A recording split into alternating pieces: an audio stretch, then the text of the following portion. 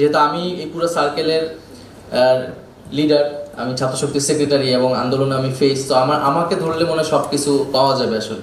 তা আমাকে তারা তুলে নিয়ে যায় এবং তারা প্রচণ্ড পরিমাণ আসলে হতাশ হয়, কারণ আমার কাছে আসলেই কোনো ইনফরমেশন নেই এবং তারা অনেক মারধর করে আমার মোবাইল সব কিছু তারা অ্যানালাইসিস করেও দেখতেছে আমি আসলে অনেক ইনফরমেশন নেই। আমার সাথে বিএনপির কোনো নেতার ওই আন্দোলনের সময় কখনোই কথা হয়নি, বা ছাত্র দলের শিবিরেরও ওই অর্থে কথা হয়নি, কারণ কমিউনিকেশনগুলো যোগাযোগ করতে ওরা পরে আসিফকে একটা পরে তুলে নিয়ে যায়, কিন্তু টার্গেট করছিল আমাকে, যেটা আমাকে দেখা যাচ্ছিল, কিন্তু ঘটনা তো ওরা ঘটাইতেছিল আর কি।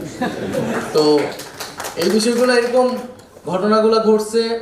তো আমি সর্বশেষ এটাই বলবো যে আমাদের গল্পগুলা কেউ যাতে ভেবে না নেয় যে এটা জুলাই গণঅভ্যুত্থানের গল্প হয়, শুধু আমাদের গল্পগুলোই। এখানে প্রত্যেকটা মানুষের গল্পই আসলে জুলাই গণঅভ্যুত্থানের গল্প, এবং সেই গল্পগুলো আমাদের আসলে এখন আরো বেশি শোনা উচিত।